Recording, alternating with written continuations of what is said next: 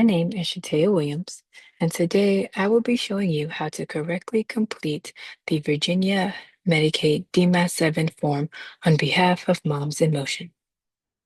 We will start with the member information area at the top of the form. Here, we will complete the basic details for the member in question. I will be utilizing a fake model patient named Johnny Doe Jr.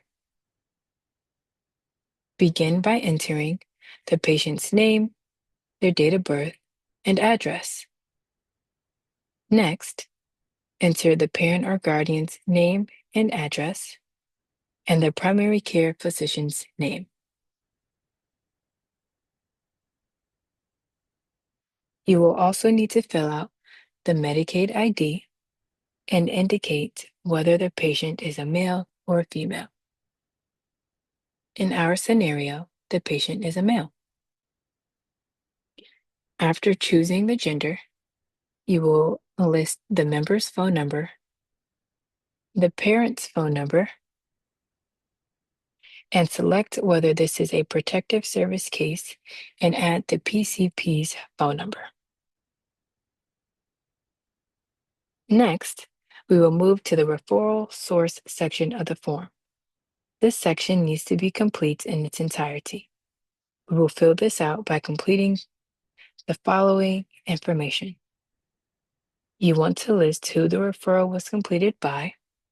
In our case, the referral was completed by the PCP, Sarah Mill, and we have selected the appropriate credentials, MD. In this situation, we have listed a fictitious phone number and address. The date of the assessment was completed, which is the day the PCP is completing the form. We have that date listed as August 22nd, 2025. You also want to fill out the date of the visit to the practitioner, which we have listed as August 22nd, 2025, and the type of request. In this instance, this is a new request. Please note that for reauthorizations, we can reuse the DMAS-7 for up to 1 year from the visit date listed on the form. The next section is the medical diagnoses section. This section needs to be complete to its entirety for what is applicable to the individual. All medical diagnoses need to be listed in order of importance. ICD-10 code and functional impact must be marked for every diagnosis. It is important to ensure that your code is entered correctly per the ICD-10 formatting and that the diagnosis is accurately described and the functional impacts are appropriately selected. If additional space is needed, the PCP can attach a separate sheet of paper labeled Additional Diagnoses. This section of the form also has a place to enter any recent hospitalizations and the primary diagnosis for them. You can see here, for the medical diagnosis, we have entered bipolar disorder, current episode, manic without psychotic features. The ICD-10 code for this diagnosis is F31.1. This has behavioral functional impacts, and I have listed a recent hospitalization with a date of April 22nd, 2025, with a primary diagnosis of bipolar disorder 1.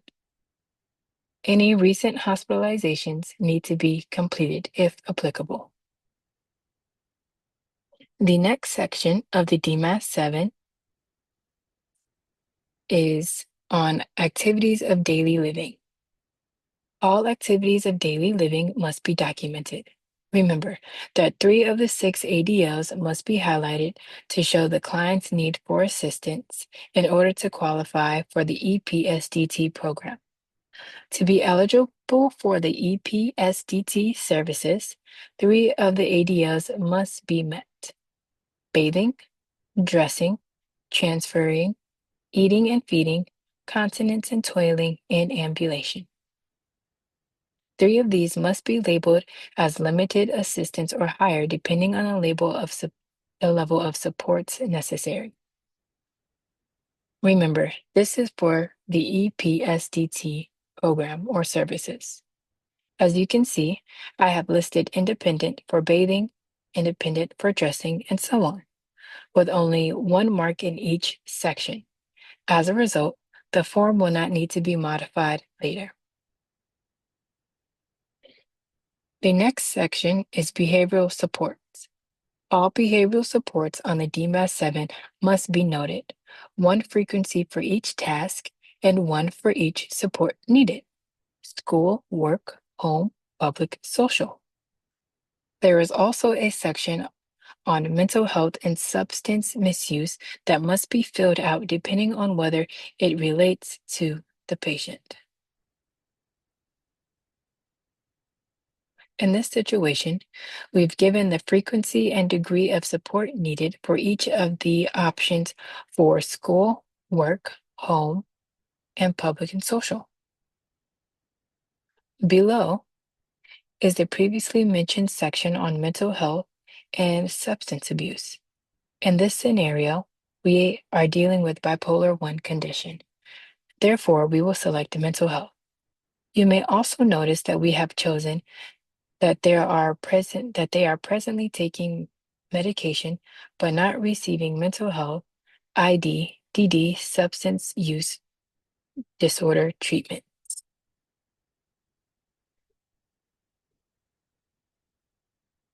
The medical support section of the form must be filled out completely. All additional supports must be marked under medical support. Support services and assistive devices should be marked according to the needs of the client. The remaining support and assistive device sections must only be completed if they pertain to the patient. In our example, we stated that the patient can be trained to self-administer medications and that the provider would be expected to accompany the member to medical appointments. We have also listed that the member requires assistance with skilled tasks. In this scenario, we have identified the patient as a minor who will require assistance with all tasks. In the support services section, I have indicated not applicable. Furthermore, I have left the assistive device section for this patient blank, as they do not require them. The final section of the DMAS-7 form is the provider order and attestation section. This section requires a comprehensive schedule for personal care services, detailed hours per day and days per week. All details should be clearly indicated under provider order and attestation. The schedule must reflect the precise amount. No between amounts. This is because managed care organizations will pend for this error. It is important to present the schedule in a clear and easily comprehensive manner.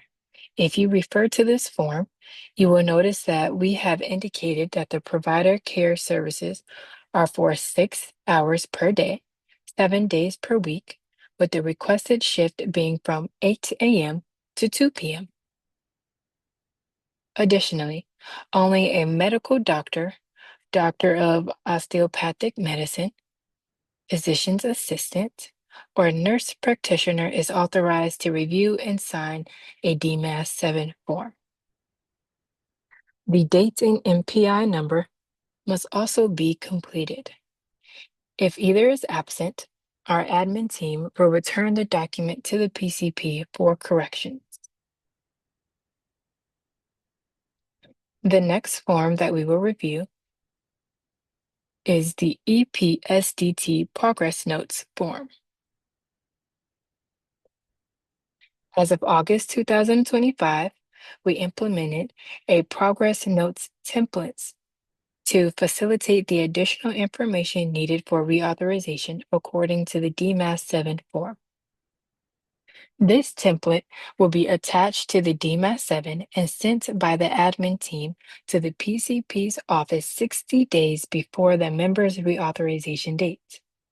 The PCP's office will complete or update the form as needed by 45 days prior to the current authorization end date.